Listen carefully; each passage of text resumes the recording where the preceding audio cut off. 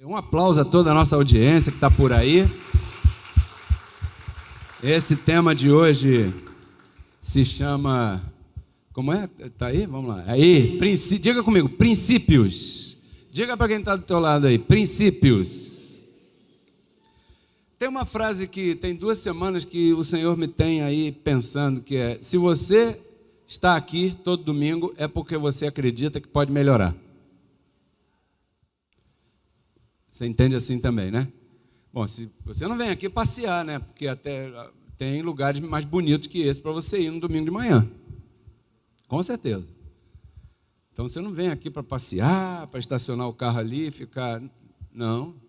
Você vem aqui porque você crê que pode melhorar. Quantos digam assim, podem confessar e creem? Diga comigo, eu posso melhorar. Então, você sempre tem que buscar ouvir algo prático. Algo objetivo, algo que vá funcionar na tua vida hoje, agora. Porque é agora que você precisa. É agora que você tem situações, é agora que você passa por coisas, é agora que a tua vida está nessa ciranda, nessa grande aventura, nesse grande filme. Costumo dizer que a maior aventura da nossa vida não é aquela do cinema, né? Os Vingadores, bacana o filme, já viram? Bacana. Vingadores. Não, a maior aventura da tua vida é a tua vida.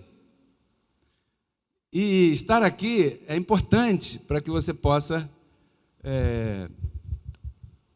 ter material de verdade para lutar contra a mentira que se apresenta na tua vida todo o tempo. Então hoje eu queria começar dizendo que tudo é organizado por princípios. Diga comigo, princípios. Deus é um Deus de princípios. Tudo tem um começo. Tudo tem um desenvolvimento, tudo tem um princípio. E se você observa o princípio, você vai bem. Se você observa as instruções, você vai bem. A promessa não garante, mas a promessa é que o final seja feliz. Por que não garante? Porque pode haver algum desvio no meio, não do Senhor, e sim teu. Então é importante observar sempre o quê? Diga, os princípios.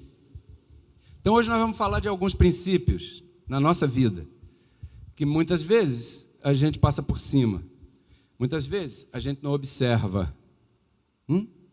Por exemplo, minha esposa operou a vesícula, e eu fui saber que diabo é vesícula. Não sei se alguém aqui sabe. Ela sabe, mas ela estava anestesiada, não podia me falar. Aí eu perguntei para o médico: senhor, doutor Gustavo, o nome dele, para que serve a vesícula? Eu não tenho obrigação de saber. Aí ele me explicou. A vesícula é um órgão que acumula bilis, que é aquela secreção do fígado. É aquele líquido que o fígado faz. Então, tem a vesícula que absorve uma quantidade dessa produção e guarda. Quando você, abençoado, abençoada, vai naquela churrascaria e come aquela picanha com aquela gordurinha, o teu corpo tem que processar aquilo. Aí, naturalmente, o fígado vai... Aí entra em ação a vesícula.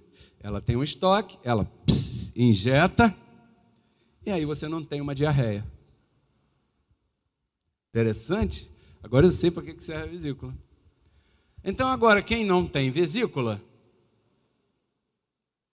o que vai fazer com a gordurinha? É um princípio.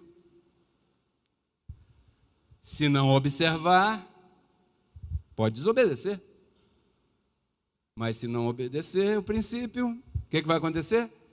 Vai ter uma saída mais fluente das necessidades, né? Naturalmente vai ter assim. Então, seguir os princípios é a chave de tudo na nossa vida. E Deus tem princípios para tudo. Não dá tempo a gente falar de tudo num momento como esse, né? Nem na nossa vida inteira, porque a gente vive com essas impressões, essas experiências todas. E, como já disse, ninguém é obrigado a obedecer esses princípios. Porém, se você não obedecer os princípios, os resultados serão diversos. Muitos resultados diferentes. Muitos em nossa vida. E eu quero começar aqui falando, Provérbios, capítulo 1, verso 7. Abra a tua Bíblia, me acompanhe, por gentileza.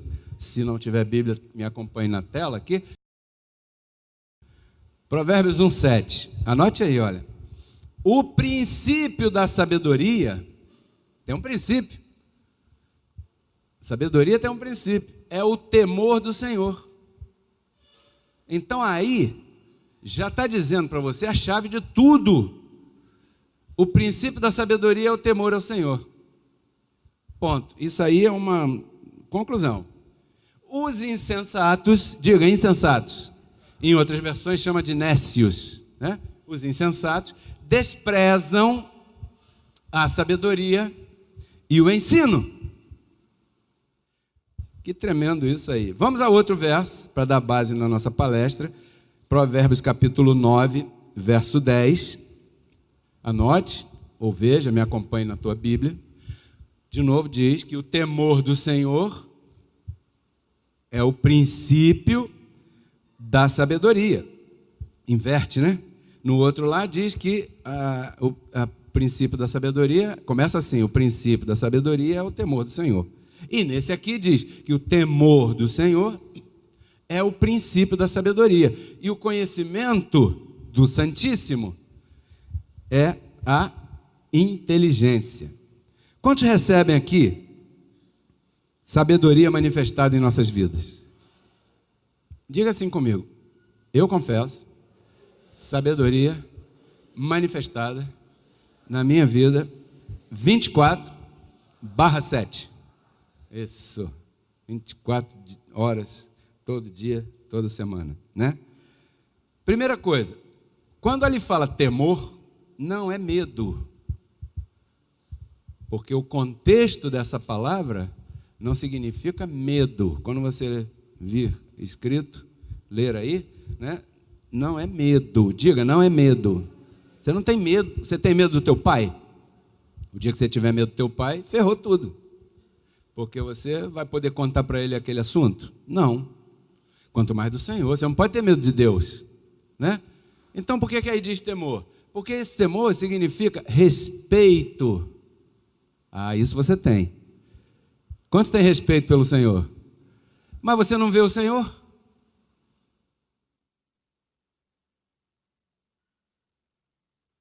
Mas você lê o que Ele quer. E se você lê o que Ele quer, e você não é imprudente, não é nécio, você observa o que Ele disse.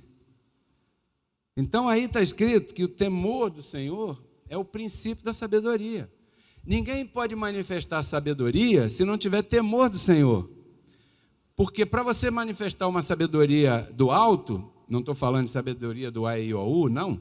Estou falando de sabedoria, porque também é uma sabedoria, mas a que eu estou falando é espiritual. A primeira coisa que você tem que ter é temor do Senhor. E quem tem temor do Senhor observa as suas instruções. E isso é um princípio. Então, temor do Senhor é respeito, ou seja, quer ser sábio? Respeite aquilo que o Senhor diz. Pois muito bem, aonde é que eu acho o que o Senhor diz? Nossas palestras a gente fala e explica tudo isso. Para não falar que é a Bíblia toda, eu não vou fazer isso. Porque a Bíblia toda não é o que o Senhor diz. Ok? Esse é um outro assunto para outro dia.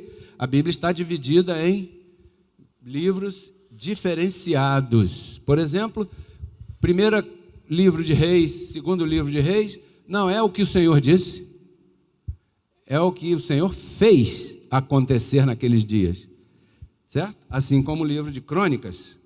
O que é uma crônica? Você pega o jornal ali fora hoje, vou ler a crônica do Anselmo Góes, por exemplo. Leia, o cara é bem inteligente, vale a pena ler. Você lê a crônica do Anselmo Góes, você está lendo o que o Senhor disse? Não, você está lendo uma narrativa, que é uma crônica, de que alguém disse, do que está rolando hoje no país. Pois muito bem, a Bíblia tem livros históricos, livros de relatos, que isso já não é o que o Senhor disse, são os fatos que aconteceram, que o Senhor permitiu acontecer, e você não pode pegar isso, trazer para a igreja e dizer que isso é mandato, porque aí vai confundir tudo. Então você tem que saber o que você está lendo. Esse livro é de vida e é de morte também. Então temos que ter cuidado com isso aí, né? Então o outro verso, poderíamos voltar, Cléia, no verso anterior, por favor? Ó, diz que os insensatos desprezam a sabedoria e o ensino. Por que diz isso aí, que os insensatos desprezam a sabedoria e o ensino? A resposta é simples, é porque os insensatos, os nécios, né, os negligentes, eles querem conseguir resultados satisfatórios agindo do modo diferente do modo dito pelo Senhor. Me acompanha? Está me acompanhando? Né? Insensato é aquele que quer conseguir resultados positivos agindo de modo diferente ao modo que o Senhor instruiu. Isso é um insensato. Ele vai ter sucesso? Não. Claro que não. E a gente vê toda hora, por aí, né, pastora? Muitos insensatos.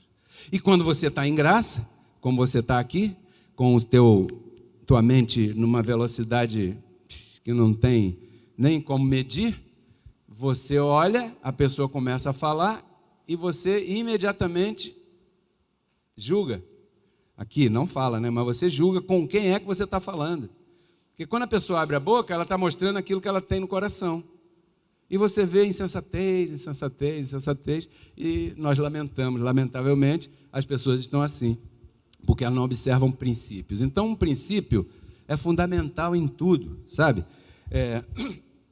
Por isso é que a Bíblia chama de insensatos. Mas o que acontece com o insensato?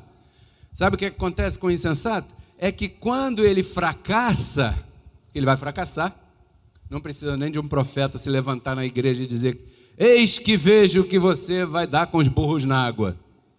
Precisa? Não. Ele vai fracassar, porque não obedeceu ao princípio, né? Aí ele diz assim: eu não sei por que não funciona. Quantos já ouviram alguém falar isso? Eu não sei por que não dá certo. Eu não sei por que não... Puxa, com fulano funcionou, por que comigo não funciona? Então, tudo é uma questão de princípios. Vamos falar rapidinho 3 assuntos. Primeiro, os princípios do trabalho. Segundo, os princípios do casamento. E terceiro, os princípios da prosperidade. Quantos recebem? Diga comigo: trabalho, matrimônio, prosperidade. São princípios. Vamos de novo a Provérbios capítulo 18, verso 9. Diz assim, ó: aquele que é negligente em seu trabalho é irmão do homem dissipador. Quantos conhecem uma pessoa dissipadora? Sabe o que é ser dissipador? É ter a habilidade de fazer com que tudo vire fumaça em questão de segundos. Dissipador. Alguma coisa material na mão de alguém que é dissipador não demora 2 dias, acaba. Porque um dissipador é um desperdiçado. Um dissipador é alguém que não dá valor àquilo que o Senhor coloca em suas mãos. Um dissipador não cuida do carro, não calibra os pneus do carro, não bota óleo no carro, não paga conta de luz, não compra arroz e feijão no mercado, não cuida da casa, não cuida do salário dele, não chega na hora, sai sempre antes, mente pra caramba, e tal, e tal, e tal. E com o seu próprio corpo nem pensar. Isso é um dissipador. Não estou falando de dissipador, não. Estou falando de que aquele que é negligente no trabalho é igualzinho. Caramba! E a gente já falou aqui algumas vezes, depois a gente entra mais profundamente em trabalho, né? E tal, mas o que eu quero dizer é que você não deve ser negligente no teu trabalho. Para o teu trabalho tem uns princípios. Outro dia a gente leu: aquele que é diligente em seu trabalho será levado à realeza. Querendo dizer que você vai ser promovido, que você vai prosperar, que teu produto vai funcionar, que você vai alcançar sucesso, que você vai ter o anjo trabalhando a teu favor. Se você chega na hora ou um pouquinho antes no trabalho, se você sai na hora ou um pouquinho depois, dando margem a que te vejam, isso é sabedoria, a que te vejam, aí, mas não, a pessoa diz assim, não, eu não vou estudar para a prova, porque eu tenho um anjo, eu estou em graça, e a Bíblia diz que quem está em graça tem um anjo que está, sabe até o versículo de cor, tem um anjo que está a meu favor, e quando chegar na hora, vai tocar na minha mente, eu vou me lembrar da questão, das perguntas, da resposta, dos cálculos, de tudo lá. Aí não estuda, não pega no livro, não faz nada, não há compromisso com alguém assim, é diferente o assunto. Então a diligência é um princípio para tudo. Hoje é domingo, amanhã é segunda-feira, daqui a pouco, à noite, você vai estar pensando, repetindo aqui algumas coisas, né? O que você vai levar amanhã? Bom, amanhã, na hora do almoço, eu tenho que resolver aquele assunto, então tem que levar aquele documento. Já deixa ali, fácil. Eu vou vestir essa roupa assim, porque eu já vi aqui no Google que amanhã vai estar calor. Eu não vou levar casaco. Então, se você é diligente, você dedica mente, dedica pensamento naquele assunto que você está envolvido. Aí funciona, aí dá resultado. Aí quando você abre a boca e acontece alguma coisa no meio do caminho e você diz, anjo, me ajuda aqui. O anjo imediatamente funciona a teu favor. Porque o anjo respeita princípios. O anjo respeita princípios. Você não. O que vai acontecer? Não combina. Não vai funcionar. Então, segundo aos Tessalonicenses, agora vamos para outra. Agora já no lado de cá, depois da cruz, né? Capítulo 3, verso 10. Né? Capítulo 3. Verso 10, espera aí, que eu vou achar. Segundo aos Tessalonicenses, capítulo 3, verso 10, aí. Porque também, quando estávamos convosco, vos ordenamos, o apóstolo ordenava no sentido de organizava, não é ordenava mandatório, dava uma ordem militar, não. Quando ele fala, vos ordenamos, quer dizer, nós tentamos organizar a situação. E uma das coisas para organizar a situação é essa aí, ó. Se alguém não quer trabalhar, também não coma. Quantos recebem isso? Você vê que a igreja fala assim, é uma palavra dura. Quantos recebem isso? A igreja fala, recebo. Baixinho. Agora, se o Paulo Sérgio vier aqui e disser assim, tudo que eu tocar vai virar ouro. Quantos recebem que vai virar ouro? Viu como é que foi mais alto? Engraçado, né? Por que isso? Porque existem maus entendimentos em relação a algumas coisas. O apóstolo da graça fala de trabalho e fala duro. Não quer trabalhar? Então não come, meu filho. Organiza. Isso organiza. Isso aí organiza uma família. Organiza uma casa. Verdade? Organiza uma casa. Existe mau entendimento. Tem os filhos que são os chamados bombril. Já ouviu essa expressão, pastor? Filho que é bombril.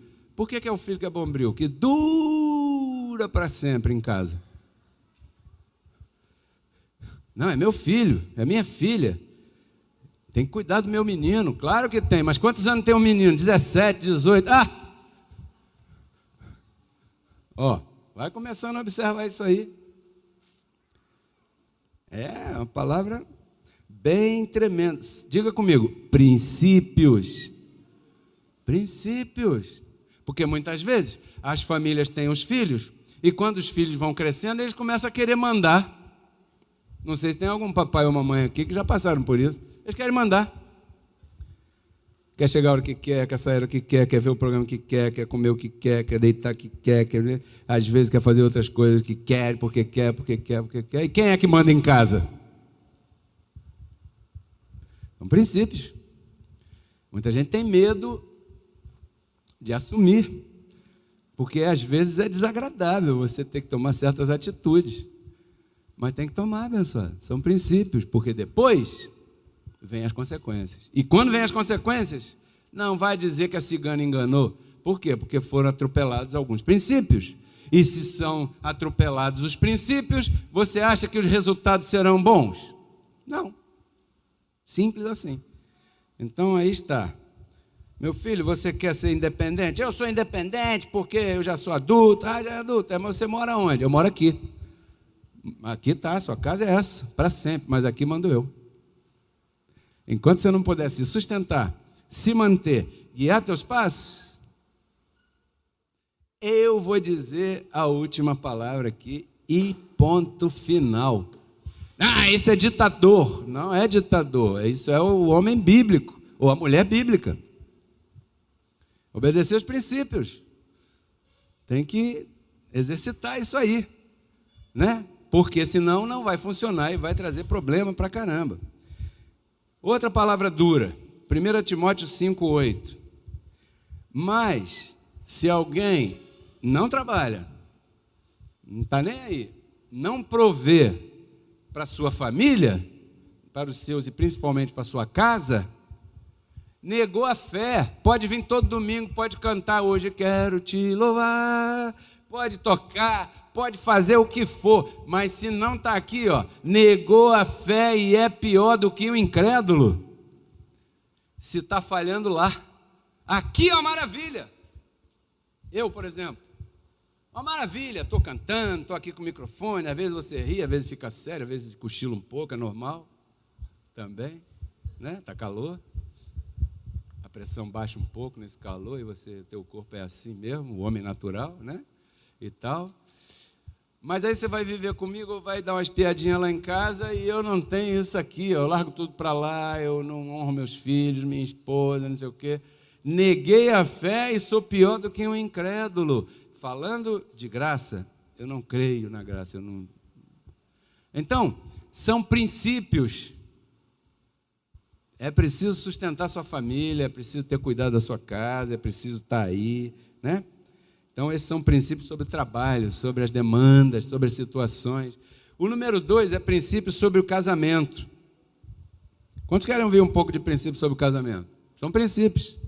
É claro que, depois de você observar que Deus, primeiro, para o primeiro homem, Ele providenciou trabalho. Está aqui, agora você trabalha. Depois disso, Ele apresentou para ele a sua ajuda idônea, a sua ajudadora idônea. Por quê? Porque o homem sem trabalho, para sustentar a ajudadora idônea, vai ficar complicado. Então, o princípio, diga comigo, princípio, é o trabalho primeiro e a mulher depois. Isso não precisa nem comentar, isso é lógico. Isso é uma coisa até lógica, né? Depois de você observar isso, aí vem um período em que as pessoas definem se vão casar ou não com aquela pessoa, ou se querem casar com aquela pessoa ou não. Tem um tempo aí de conhecimento, né, de namoro. Alguns demoram um mês, e aí casam. Outros demoram 17 anos, igual o cara da televisão ontem. Você viu aquilo?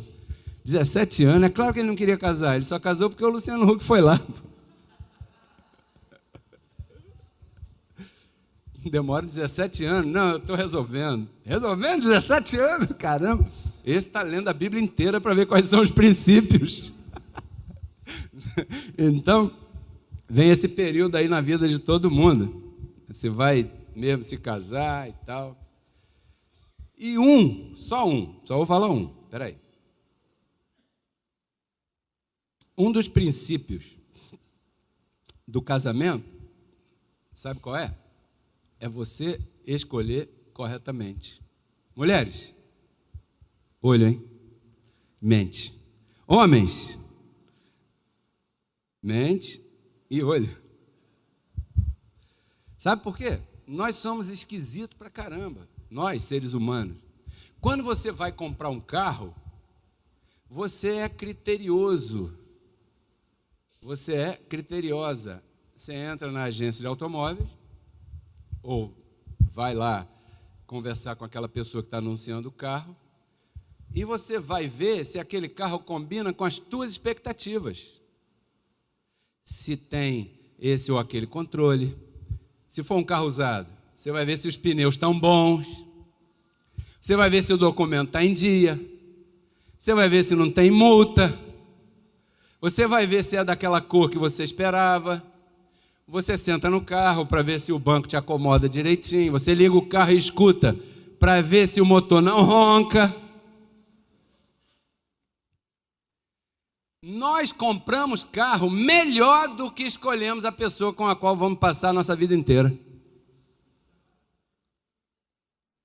Quando você vai comprar uma roupa, você pega lá vários tipos de roupa e cores diferentes e vai para aquele cubículo ali e começa a vestir uma combinando com a outra para ver se dá em você, se é certinho teu número, se a cor combina com você, se não está grande demais, se não é pequeno demais, se não está muito apertado, se não está muito largo. Você pode notar que tudo aquilo que a gente vai fazer, a gente escolhe com mais critério do que, às vezes, a pessoa que a gente vai se relacionar a vida inteira. Vai no supermercado fazer compra. Vai na feira comprar fruta. Você vai escolher aquela banana melhor que você gosta, aquela fruta melhor, aquele abacate que está já... Não, eu não vou comprar esse abacate aqui porque ele está muito molinho. Ele não vai durar a semana toda. Estou falando de princípio do casamento. Mas também não vou comprar esse abacate que está muito verde, porque senão ele não vai prestar nada, não vou poder comer ele. Está verde. São princípios. Porque depois que você compra aquela fruta muito madura e chega no meio da semana e você quer desfrutar daquela fruta, você vai ver que ela está estragada. Aí você vai poder reclamar com Deus, com o pastor, pedir um aconselhamento pastoral. Não, porque isso quem decide é você. Deus não se mete nisso. Muito menos depois. Depois que o negócio está feito, abençoado, esse nó é ruim de desfazer. Bem complicado, né? Aí a gente vê uma porção de coisas aí. Uma dessas coisas, como eu disse, que ia falar de uma, é essa aqui. 2 Coríntios 6, 14. Não vos unais em julgo desigual com os incrédulos? Aí está a profecia. Aí está a profecia. Porque que companheirismo tem a justiça com a injustiça?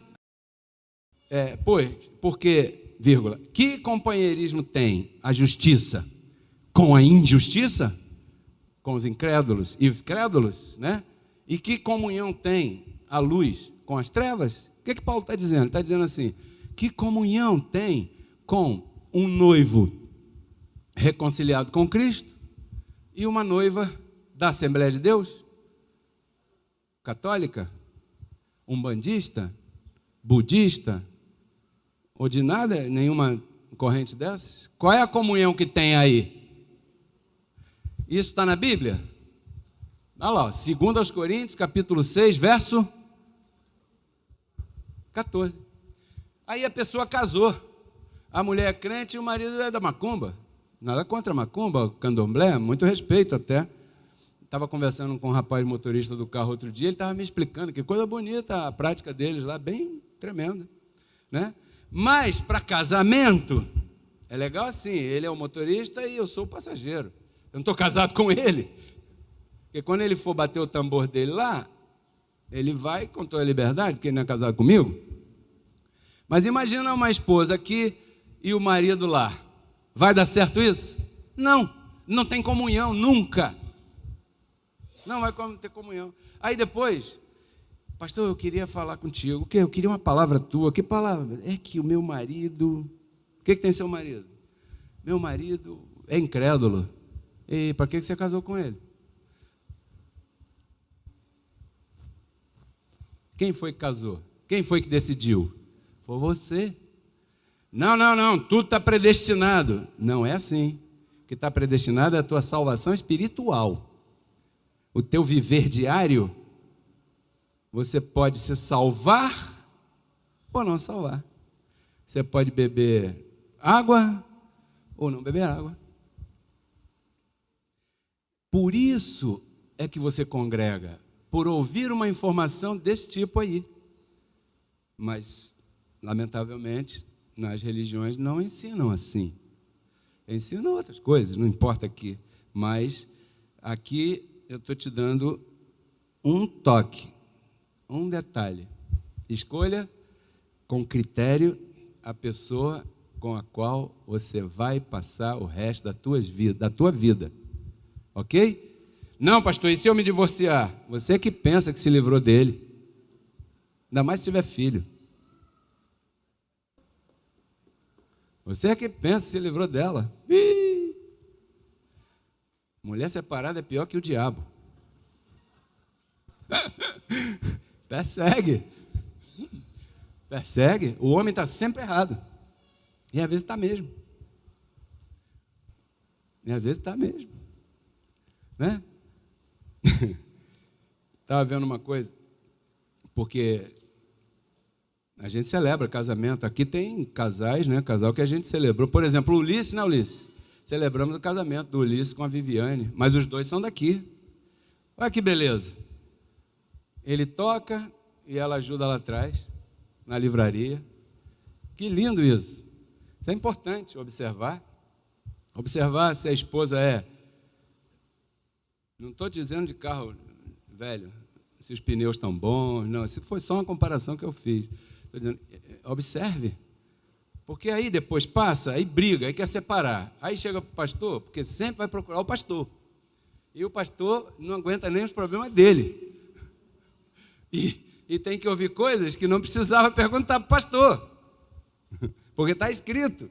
Mas é que na hora de ouvir, em vez de ouvir, está no Zap Zap. No Facebook.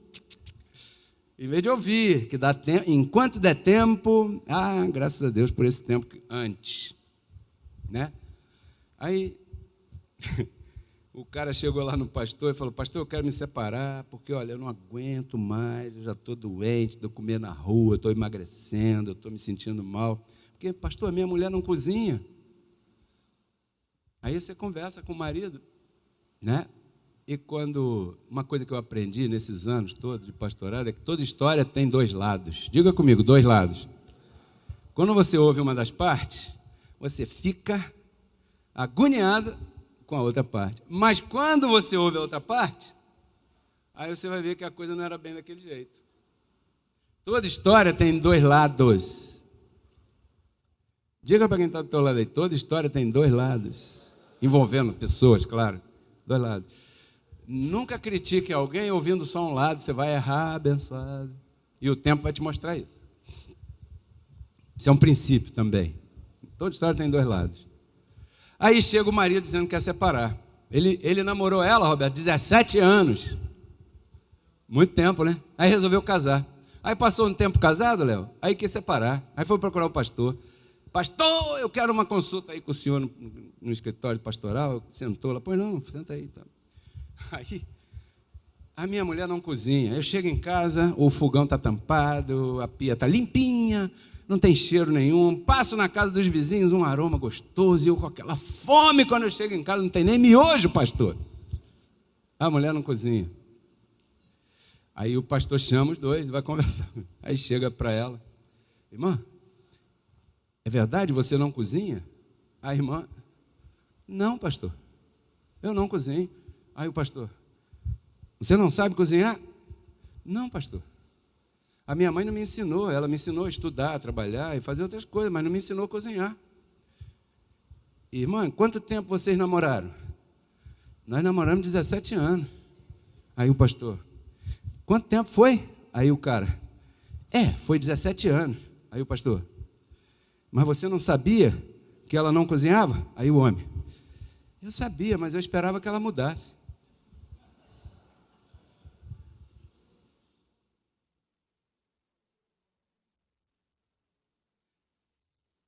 Não vai rolar. Não vai rolar. Não vai dar certo. Vai ter que comer quentinha. Vai ter que ter dinheiro para ir para o restaurante, para não sei o quê. Ou seja, a coisa não vai dar certo. São princípios. Diga, princípios. Né? Posso casar? Posso. Posso assumir a minha responsabilidade? Ou vou ter que morar na casa dos pais, de um ou de outro? Porque vai dar problema. Mais dia menos dia, vai. Abençoado, ninguém é obrigado a seguir isso. São palestras, instrução, prática bíblica, para que você viva uma vida de reinado. E depois não diga que o Senhor não te ama ou que a graça não funciona. Ah, porque a graça não funciona porque o princípio está atropelado. Pode esperar. Provérbios 3:9, última parte da palestra aqui hoje, princípios sobre a prosperidade. Né? Diz assim, ó, Provérbios capítulo 3, verso 9. Honra o Senhor com teus bens e com as primícias de todos os teus frutos. Isso é um princípio, né? Eu não anotei, mas o verso 10 diz assim: e se encherão os teus celeiros abundantemente e transbordarão. Mas qual é o princípio? Honra o Senhor com os teus bens e com as primícias. Diga, primícias. Quantos recebem viver uma vida de prosperidade? Qual é o caminho? E eu não estou falando de dinheiro só. Prosperidade bíblica é tudo. Não é milhões no banco e a saúde doentia. Não, prosperidade bíblica é uma vida de bem-estar, você tendo o suficiente para viver a cada dia de acordo com aquilo que você precisa. Quer essa prosperidade? Quando você precisar de um tênis, poder comprar? Não é ter 50 pares de tênis e ser infeliz no matrimônio? Isso não é prosperidade? Como muitos artistas por aí que a gente vê. Tem dinheiro pra caramba, mas não são felizes. A prosperidade bíblica, ela é completa. Quer essa prosperidade? Quantos recebem? Olha aí, ó.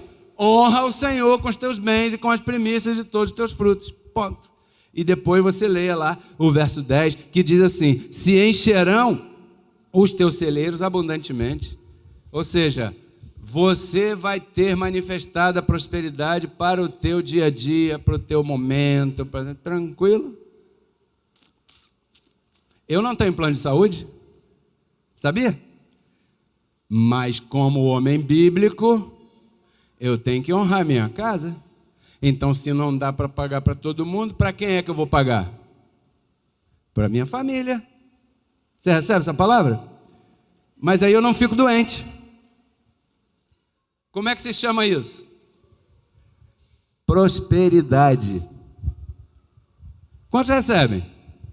E se eu ficar doente, não é nada que vai me tirar de cena.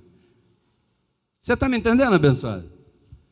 Por causa dessa honradez com os assuntos do Senhor. Se você não observa princípios, depois você não pode reclamar do resultado. Quer que tua vida tenha resultado diferente, fazendo a mesma coisa? O marido chega e está vendo novela. Por sinal, está boa a novela. A novela está boa. Eu não sei o que vai dar, hein? O que você acha que vai dar aquilo lá, hein? Pô, o cara é. Mas também é difícil. Aquela mulher ficar dando em cima dele daquele jeito, não dá. É difícil suportar aquilo, né? Mas aí o marido chega cansado do trabalho e você está lá, vendo novela. Não tomou banho, não se arrumou, não se penteou, o cheiro não mudou, a aparência nada. O sujeito chega em casa, você não levanta nem para dar uma boa noite, um carinho, nem nada.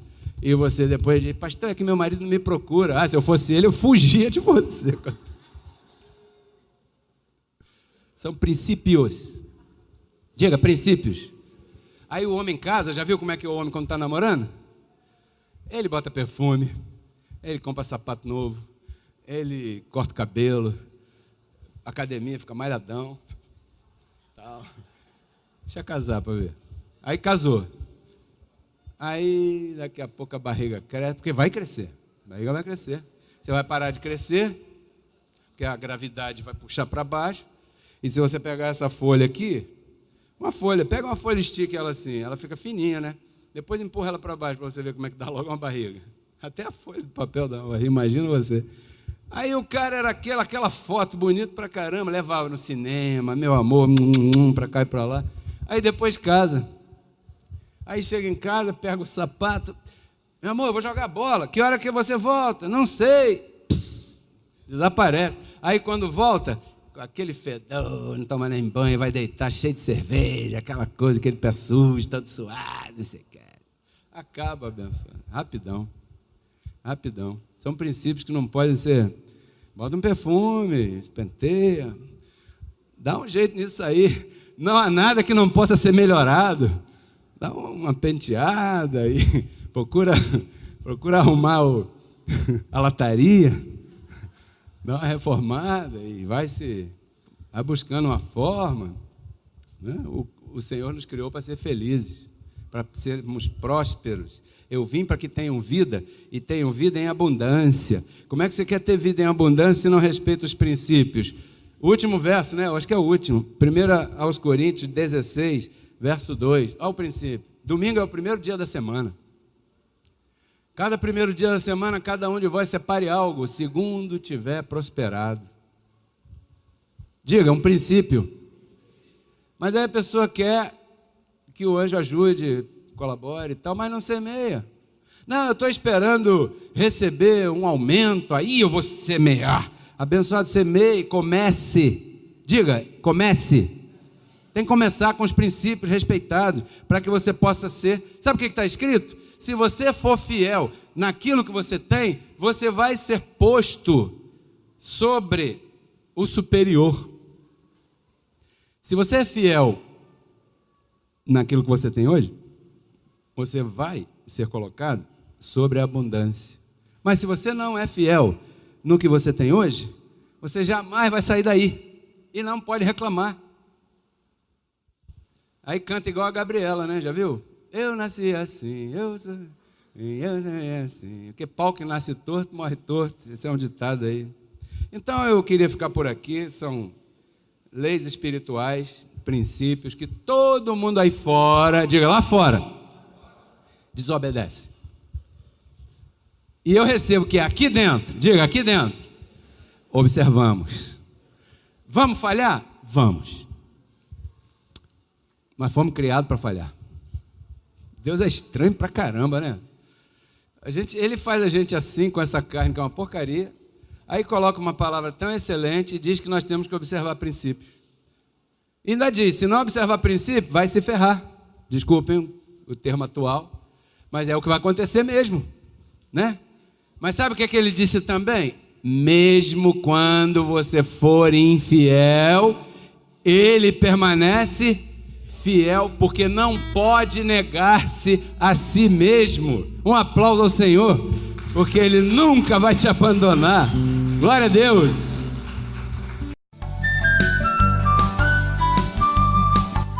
Porque Cristo na cruz não transformou a nossa carne, né? Ele resgatou o nosso espírito.